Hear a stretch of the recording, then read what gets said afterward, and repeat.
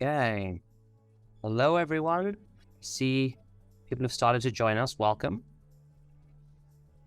We're just going to wait a few minutes for a few more people to join.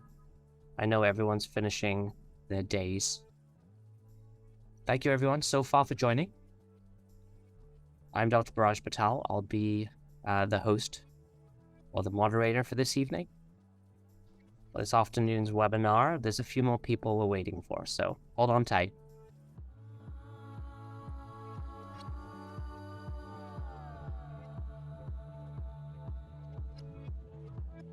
Okay.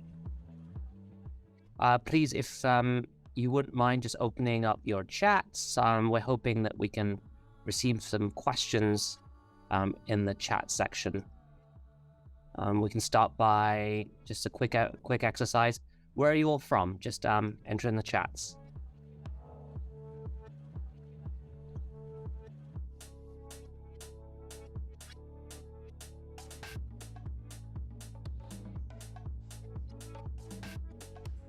Milwaukee, Austin, Puerto Rico. California, nice. We have people from everywhere. Fantastic.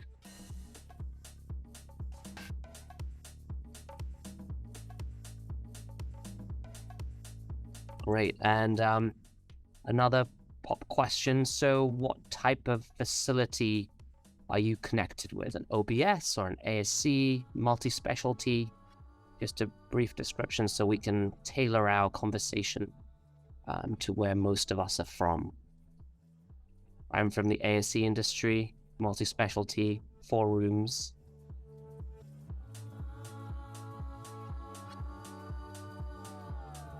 Heavily GI. Okay, that's from Misty. I think we'll be covering a few things about GI today, which you'll find useful. OBS, great. OBS, very different from ASCs. The criteria are much less stringent. We can go over those later on today.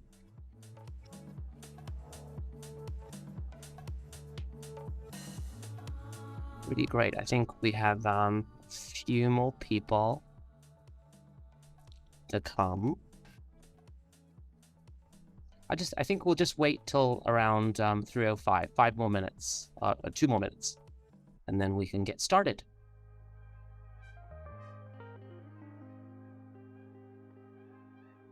Hi, Toya. Hi there. How are you?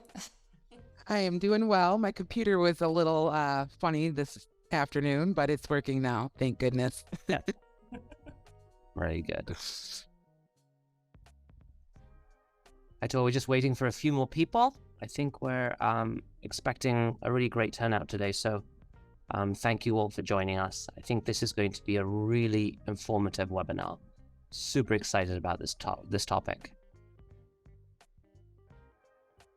Hopefully we have a lot of things to cram into 35-40 minutes. So let's hope we can get through everything.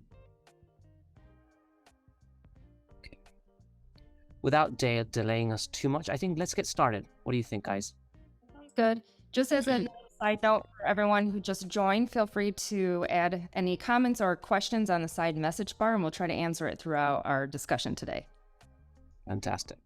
Okay, well, by way of introduction, I'm Dr. Biraj Patel, founder and CEO of PreferredMD Solutions. I'm joined today by a wonderful, wonderful speaker who has great industry knowledge in the accreditation space. She comes with 10 plus years of commercial experience and 20 plus years of working as a surveyor in our industry. So first and foremost, I wanted to welcome Toya Brown. Hi, everyone. Thank you for joining us on this webinar today. Thank you, Toya. And as always, we have Ashley Poulos, who joined us on our last webinar.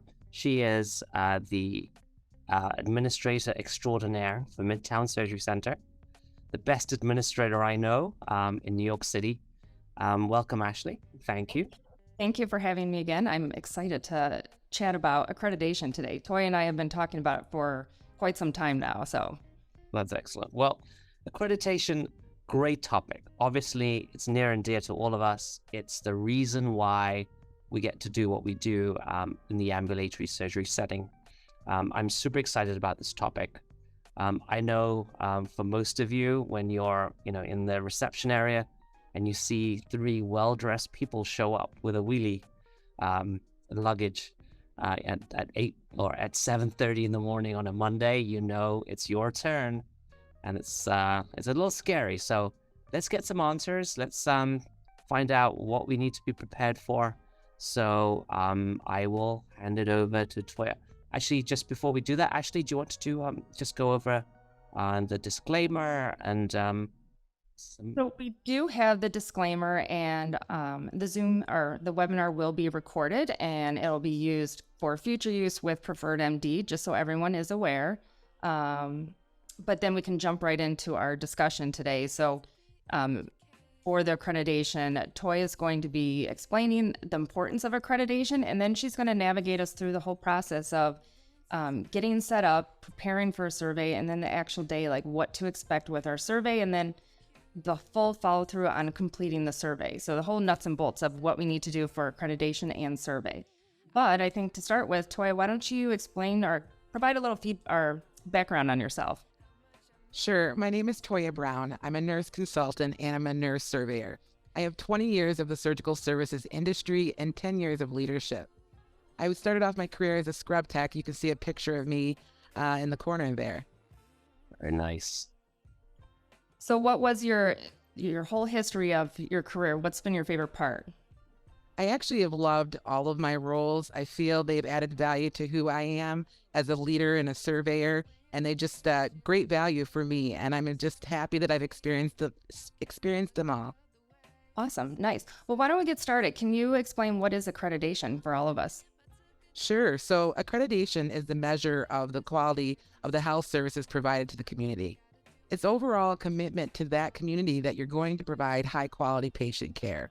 It's often required by the federal government because you want to bill Medicare or Medicaid, as well as some insurance companies require it. Ultimately, it reduces the liability and risk to the center when they follow the standards. Okay. Is it required if a facility is not going to be going through insurance or Medicare? Is it usually required to become accredited, or is it just an industry standard that we should be doing it at this point?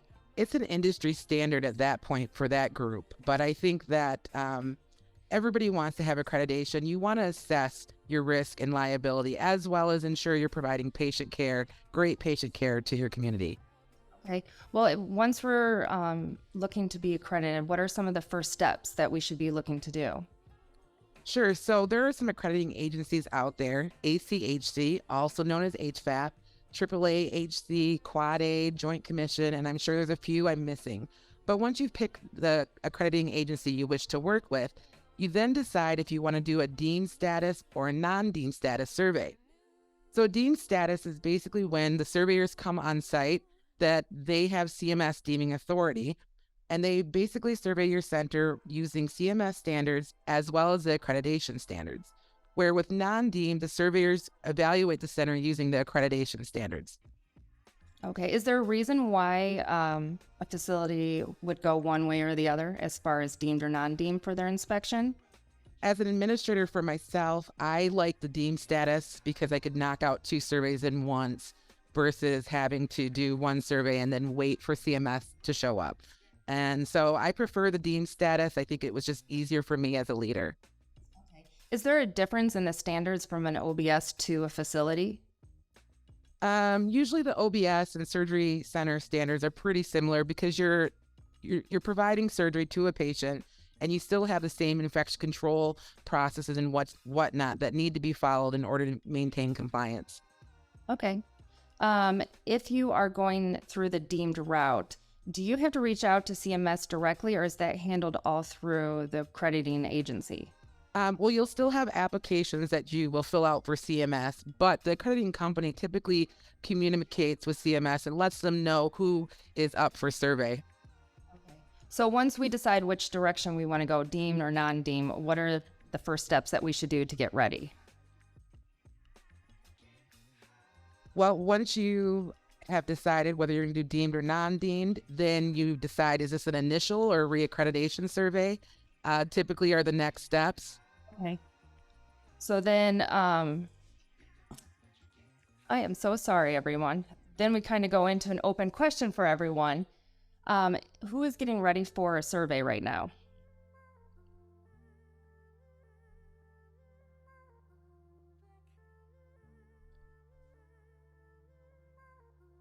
Or has anyone just experienced a survey, an initial or reaccreditation or anything?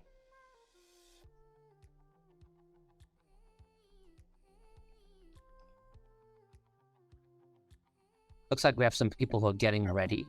Getting ready any day now? Okay, perfect. So then, yeah. Sorry, go ahead. Is this for an initial or a reaccreditation study, survey? Oh, just had one. Wonderful. Congrats. I hope you passed. Nice. Nice. Okay, well then, between the initial and the reaccreditation, what is the difference between the two? Well, the initial is the first time that the survey agency is going to the surgery center. It tends to be a bit less stressful because the business hasn't been operating as long, so there's less documents that need to be reviewed, but there is a strong focus on how the governing body is going to be accountable for all aspects of the ASC. With a reaccreditation, this is a review of the last 3 years of the operations at the surgery center. It's an in-depth review of the center to see how the center is meeting compliance to the standards. This is typically done through observation, inspection, document review, and interviews with the staff and team leaders. Okay, how far in advance would we schedule the inspection? Like, what's the time frame once we're set up to do the inspection? Well, you want to be survey ready, ideally all the time, but I know that that can't always be the case. So as soon as you know that you're going to be due for a survey, or if it's an initial, you want to start working on it right away. With reaccreditation, I typically say 9 months to a year, because you want to make sure all meetings discuss those key requirements that are in your standards. Okay, and is at any time, is there a scheduled inspection that they will know the date, or is it always just unannounced? Well, deemed surveys are unannounced surveys. We're not allowed to give dates. But the benefit to that as well is that if you have blackout dates, typically you can put in your portal when you won't be available for survey, and we try to avoid that. Okay. Would a non-deemed have a scheduled date then? There's potential. It just depends with the center and the organization. Okay. What is the sort of time frame? I know we kind of said this a couple of times, but the time frame that our team should really spend to get ready for initial compared to reaccreditation? For myself as a leader, I typically gave myself the full year because I didn't want to miss anything. And, you only have key meetings in which you've got to get all this information to these meetings. So I typically a year for myself. Okay. If we're having a reaccreditation, is the prior inspection looked at before taken into consideration as far as how that went?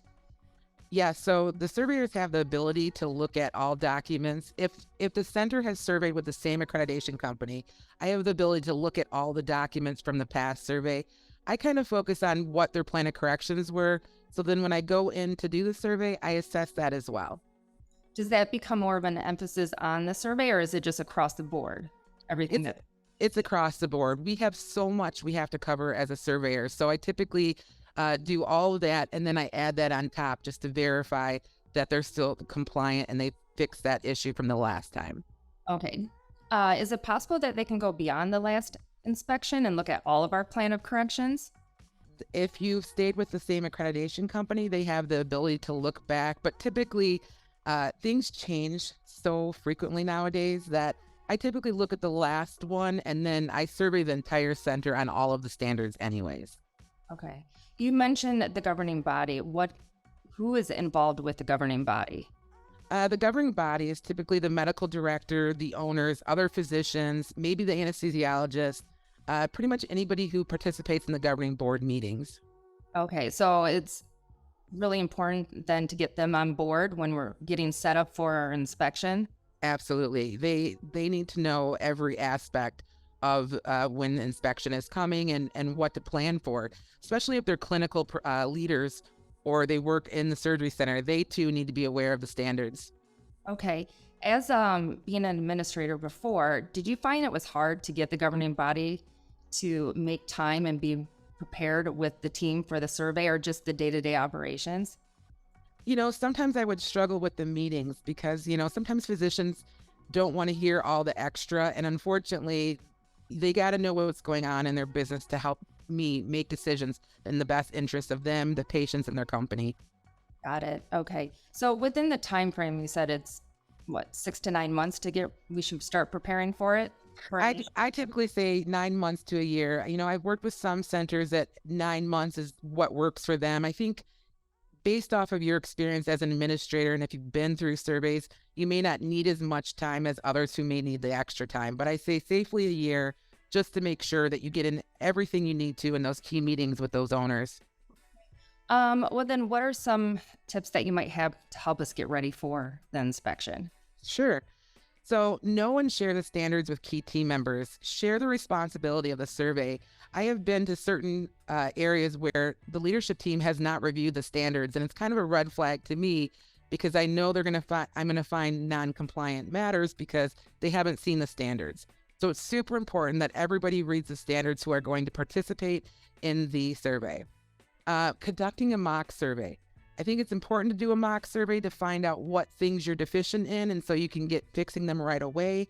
I once had a mock survey done at my center, and I found out that a physician was dictating his case before he even did the procedure. Shocker, I know. But I had to be able to address that with him immediately and stop him from doing that before my real survey because I would have gotten a citation for that. Was it just because it was done electronically so you could tell it was stamped ahead of time? Yes, that's exactly what it was. So, audit your medical records. If you feel that you may have physicians who are non-compliant in the H&P or non-compliant in heart and lungs, you want them to do what they're supposed to do to be successful.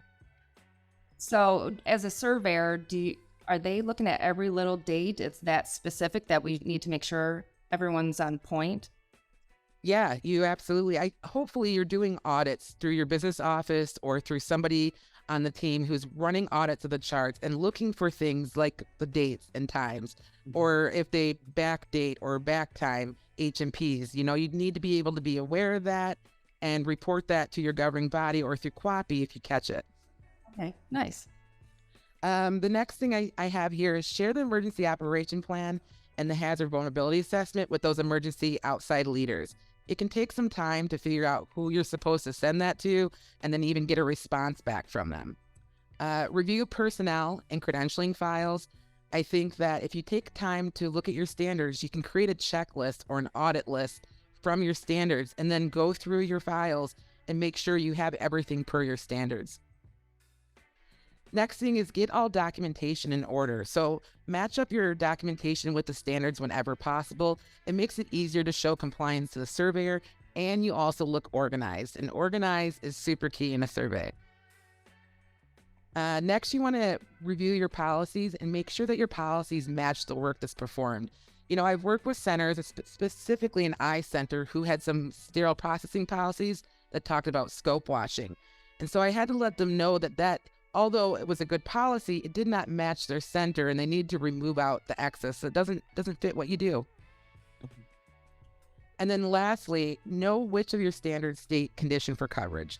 The condition for coverage standards or conditions, they're kind of set by the federal government and they are required in order for you to be operational.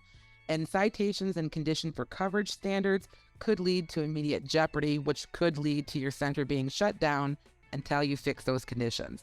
Those are ones you just don't want to mess around with.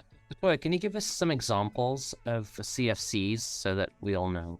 Sure, like governing board accountability is a must. The governing board must be accountable for all aspects in the surgery center. So lack of governing board meeting minutes or even QAPI minutes could lead to that being deficient in that standard. Okay, just remind us, how frequently should the governing board meet? Well, it's kind of up to the center, but at minimum, I say 4 times a year or quarterly. But I do know some centers that do monthly, which at least you can have those monthly meetings and not bombard them with so much information at once. So you're definitely open to the time frame. You just need to be having those meetings and having minutes to show it. Okay, and document what was discussed, obviously. Absolutely. Okay, kind of back to the condition for coverage, where would we find those standards? So you can find condition for coverage in the standards you receive from the accrediting agency as well as the government. So you can look for the standards through their Appendix L, and you can find that online. I think just Google can find you the Appendix L standards. Okay. You mentioned the mock survey. Is that something we would do internally, or we have someone else come in to do it? Or are we even able to find a surveyor that would be able to do a mock survey for us? So if you have a surveyor or a consultant like myself who does your mock survey, I would not be your surveyor. We do not allow that to happen. So if I'm your consultant, I can't be your surveyor. There'll be another surveying team at your center when it's time. So ideally, I just meant like hiring of the surveyor that could do a mock survey. So we could. yeah, you can hire surveyors to do a mock survey for you, but they just would not be your surveyor on the day of survey. Sorry. No, that's fine. Outside of a mock survey, what would a consultant be able to help us as far as getting prepared? Oh gosh, I write policies, I do audits for sterile processing, medication, and there's a lot a consultant can do to help a center get ready for surveys. Okay, what would be the ideal time frame for us to have a consultant come in and help out? Well, I typically like the more time, the better, because I can touch more areas of the center if given that time to do so. A lot of this that you talked about pertains to paperwork, like the credentialing files, the documentation, even the facility documents. Have you seen a transition that it's going more to electronic or to like platforms rather than having paper binders for all the paperwork? Yes, I do see technology coming in, such as PreferredMD. I do see them out there in the industry, used for credentialing, used for logs. I mean, there's a lot of value with technology. And anytime you can take a tablet and knock out a log real quick and then show it's complete adds so much value to a leader because it's in the system and easily found. Also, I like when the systems provide alerts. There's so much equipment that requires maintenance or requires to be at least inspected on a quarterly basis. So to have alerts remind me that, oh, I need to get this checked helps. Have you, as a surveyor, come in and had a facility that has converted to technology, and how was that as far as the survey? Well, when it relates to some of the documents like the logs and whatnot, they seem to be more organized with that, having the technology available. I've seen some binders that work out great too, as long as people line them up with the standards or know when it's appropriate to show that log or document, I think is key.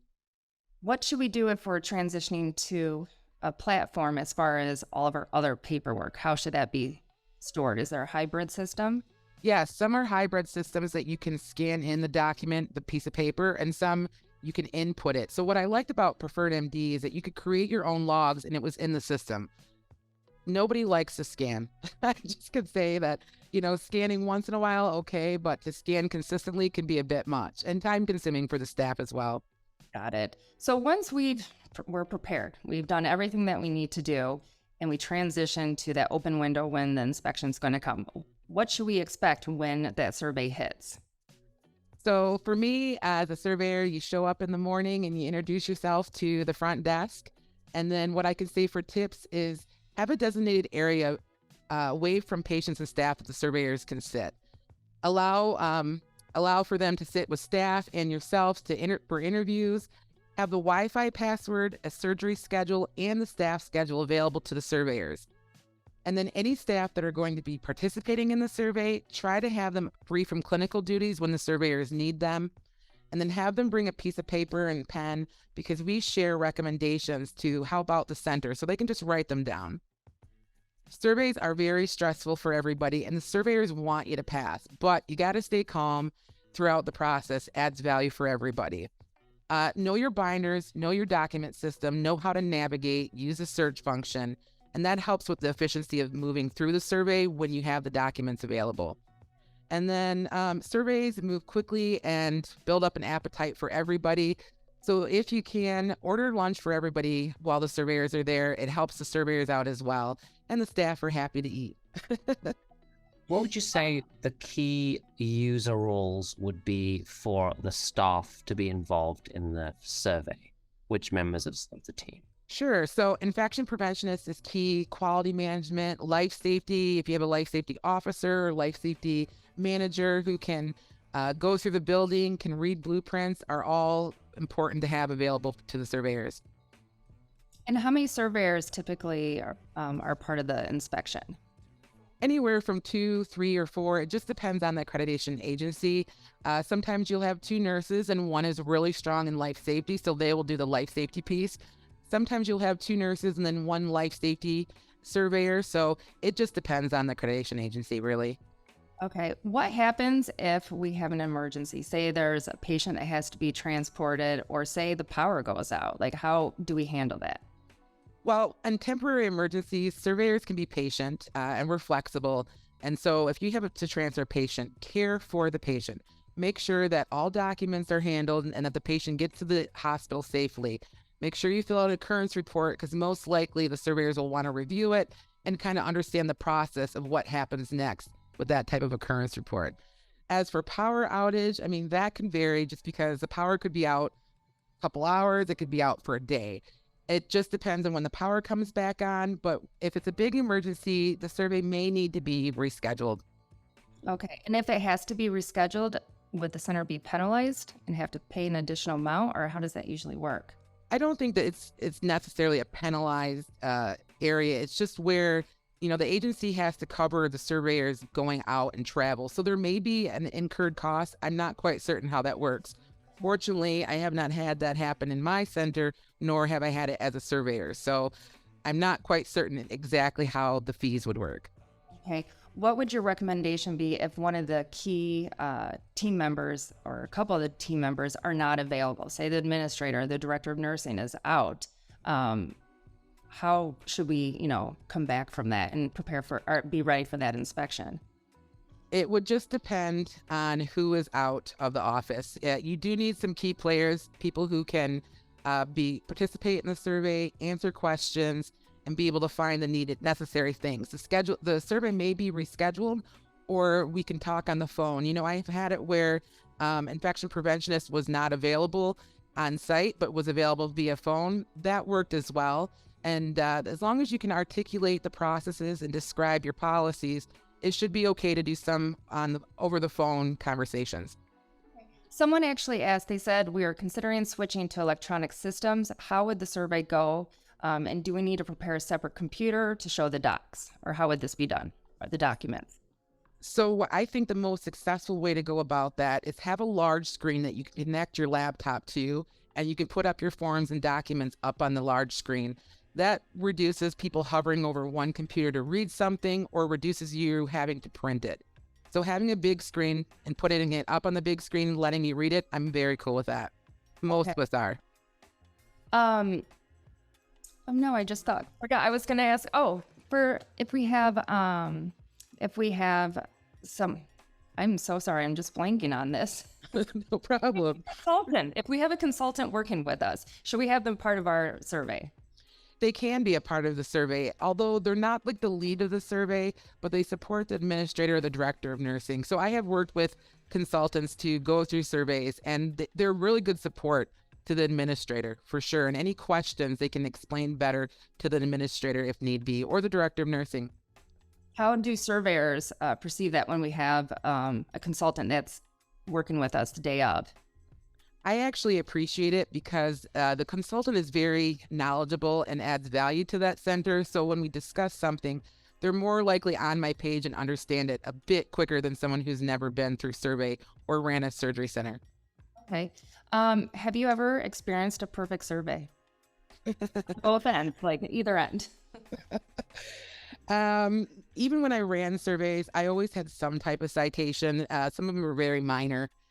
So I have not had a perfect survey yet. Not that it can't be done, but, surveyors are very knowledgeable. And like myself, I've scrubbed, I worked in sterile processing, prep, PACU, OR, all of it. So there's not much you can get past someone who's done it all. You find that it's because we have limited resources. You can only do so much. Right. You can only do so much, and you can't control people. As much as you have them read a policy or even practice with you, the day of survey is really all they have to either answer the question or show their processes. So, things happen, and such is life. And I think you just support them through it. And that's where the mock survey really adds value, is you have the team practice. practice, I truly think, gets you close to perfect. Maybe not perfect, but pretty close. So going back to the mock survey, if we had one, would it be a full 2-day survey? We have the consultant come in, pretend they're a surveyor, they go through a procedure and they follow a patient through the clinical space. How does that usually happen? For myself, I typically give the ASC or OBS 2 to 4 days. It depends on what their need is and how big the facility is. Large surgery centers need time, and also I put a lot of time into sterile processing department because it's the least comfortable position for most people, that I definitely jump in there because I feel comfortable in that area. Well, say we didn't have a perfect survey. What are our typical deficiencies that we should expect? Or should we Great question. So I put together my list of the most common deficiencies. Hand hygiene. I never thought hand hygiene would be as bad, but it still is. Another relatable offenses are failure to scrub the hub, letting prep dry, and poor medication handling practices. And I think the way to combat that is, when you know you're having a survey, put together a cheat sheet of the things that are most commonly cited and share that with your anesthesiologist or your CRNAs and your physicians, and maybe put it on a quick little note card so they can glance at it and move on. But they need to be aware that that is still a topic that needs to be improved. The next one I have is the facility fails to implement the infection prevention program within the center.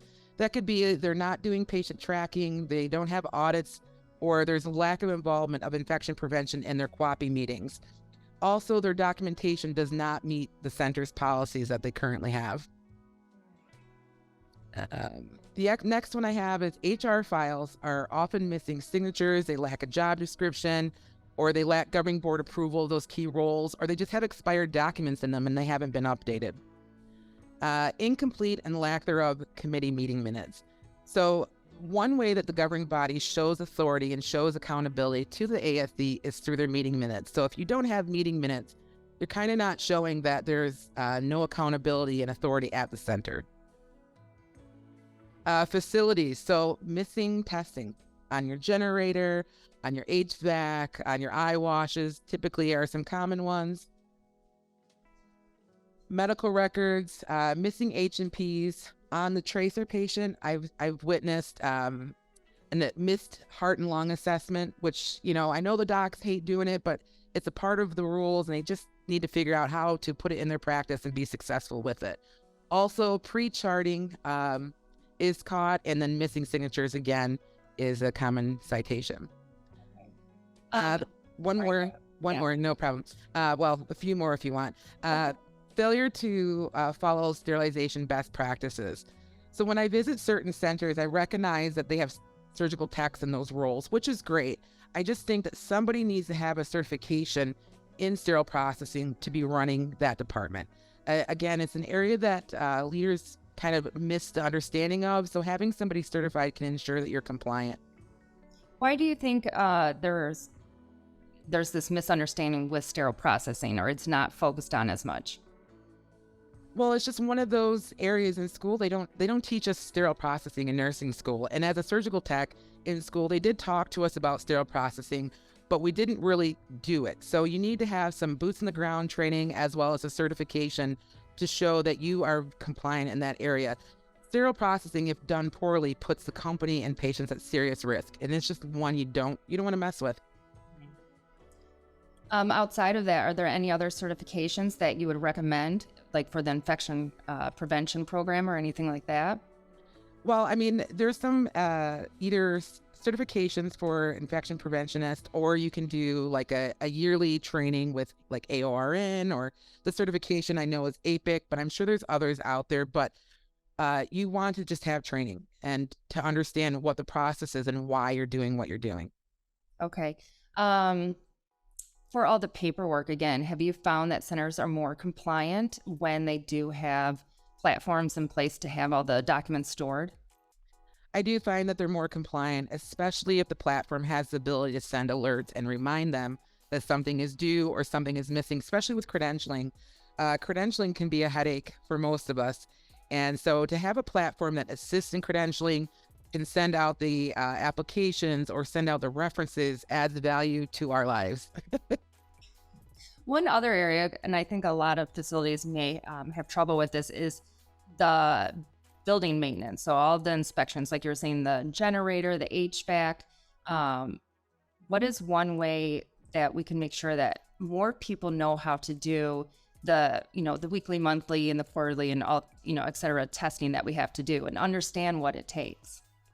Well, I think cross training is important to one, it shows a team a mutual respect of what other people do as on the team, but also to support people going on vacation and having time off. You need to cross train people. Most of our centers are small. We have a handful of people, and the more you cross train, the more support they have as well as the business has. Okay. Do you find that that's an issue with inspections? Enough people understanding the different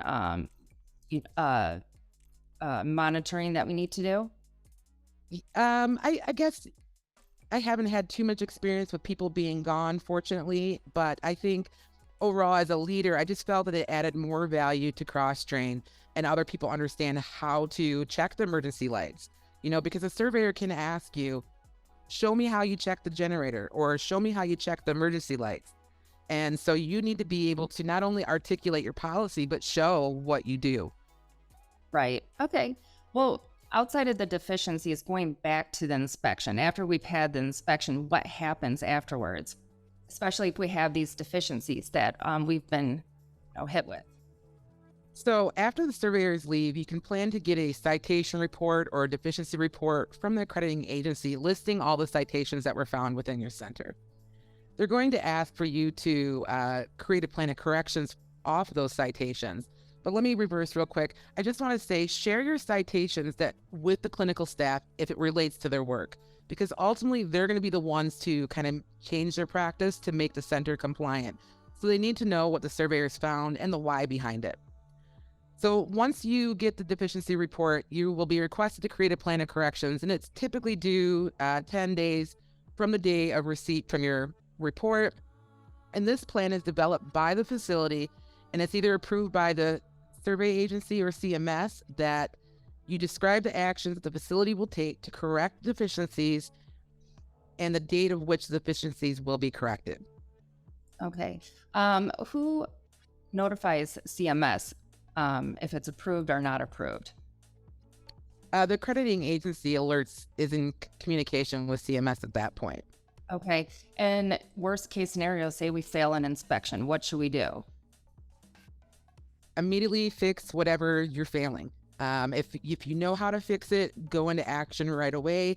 If you need help, reach out to a consultant. If you have questions, your accrediting agency can help guide you on some of it. They can be very helpful when you need to make some changes. Would it be advised to schedule an inspection or apply for another inspection right away? Well, the accrediting agency will work with the ASC to get to have some type of resurvey occur. Again, it won't be announced if it's the deemed status one, but they will work with the center to get it fixed. You have more than one opportunity to pull in wins here. It's not just that one time, but you want it in that one time, because any delays is stressful. It can be costly, and it's stressful. Okay. As a consultant, what are you able to do during this, phase of the inspection? So typically when I'm called in at the failure point, it can be a little more hectic for the administrator or the leaders there at the center. But a consultant can add so much value in the sense that we can work on a short-term or long-term basis, and we're really flexible to the organization's needs. So having a consultant is having an expert on the team who can answer questions. I do weekly or monthly calls with some teams to talk strategy or just answer questions. I can assist with duties of opening new centers or maybe changes of ownership. Assist with survey prep. I write policies, mock surveys, or even support on the days of the survey. Okay, so if we're going the route of hiring a consultant outside of, we're actually two there. We already skipped it. Sorry. Yes. So that kind of ties into, outside of just the plan of corrections, what else are you able to do for us or for our facility? For sure. So the other thing I like to help out leaders with is help them train staff for the key roles like infection preventionist, quality manager, life safety, or even DON. When you're coming into these roles, it can be a bit overwhelming, and the standards add more stress to your role as it is. So I like to come in and just kind of help train them on what the expectation is and what to get done and how to prioritize it all. Okay. What can the staff and leadership expect when you do come on board? I basically support the business in whatever is needed. I'd ask them what's going on, where do they see me needed the most, and I just jump in and help out. Okay. Are consultants usually like specialized in one area, or are they across the board, or how does that usually work out? Well, the fortunate part is consultants can pick and choose what they like to do. Some of us are multi-specialty and some of us are single specialty. But I mean, it's really up to the consultant and the center as to where the need is at. Do you find that there's a large pool of consultants in pretty much every area? So that would Yes. be rough to Yes. find. Yes, there are consultants everywhere. And like I said, most of us have all run surgery centers or we're surveyors. So we've been in the industry for a long time and can add value to those who are just kind of breaking in or just have questions or the one-offs that happen to us, which can be a lot sometimes. Is there a financial benefit to having a consultant? Yeah, I think so. I think with consultants, it's typically temporary and you don't have to pay a year's salary or have PTO or holiday pay, nothing like that, or just vacation time.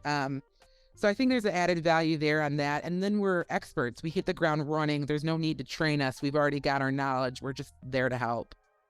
Do you find for you personally, do you usually do work with a facility on a shorter basis, or is it usually long term? I do have some short-term clients and then I have one long-term client. It's really up to the center's need because my goal is I want to add value. I want to help.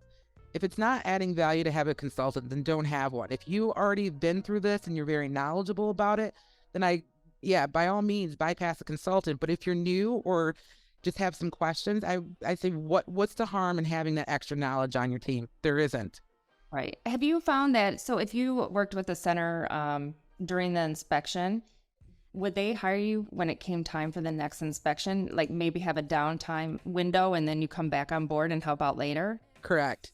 Yes. Or I have to go in so many times a year and just assess their quality. Sterile processing is kind of is it right now. I've been in a lot of sterile processing departments, ensuring that they are trained well and that their processes are on point as well as their instrumentation. Like I said, clean instruments is a must for the business, for patients, for us all. Okay. So we passed our inspection, everything went well. What are some of your final thoughts or some words of wisdom that you would have for us as far as continuing the growth and the improvement of our centers? I think overall, do your best to be survey ready as much as possible because pop-up surveys can occur. Like I said, they're unannounced. CMS can show up unannounced. So do your best to be survey ready at all times and train your leaders as to what to do if a surveyor walks in and the administrator or the DON is not present.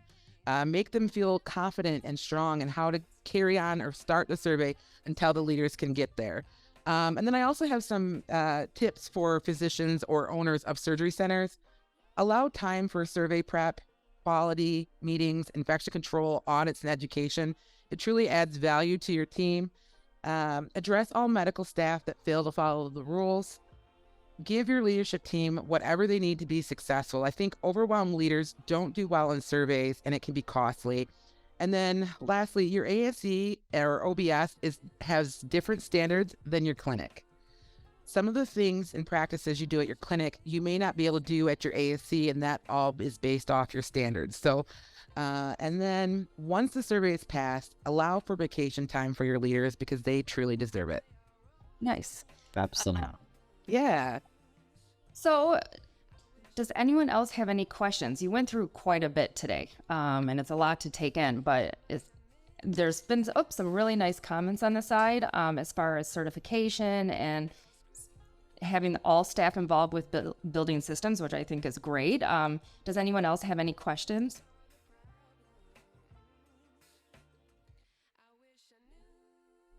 Did everyone find this helpful, useful?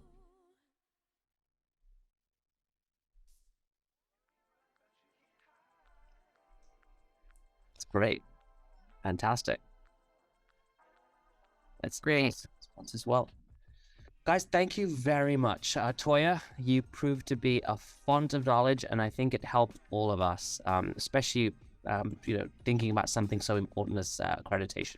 So thank you so much. And Ashley, wonderful as usual. Thank you. And all of you for participating. I hope you find this helpful. We are having another webinar at the beginning of May. I believe it's May 3rd. And we're going to tackle this big new way of reimbursement, bundled pricing in the surgery center market. We're going to approach all the aspects of that and how it can increase profitability at our facilities as we see reimbursement dropping. So that should be a really eye-opening webinar. So thank you everyone for joining, and we'll look forward to seeing you next time. Thank you, everyone. Bye. Have a great day. Bye-bye.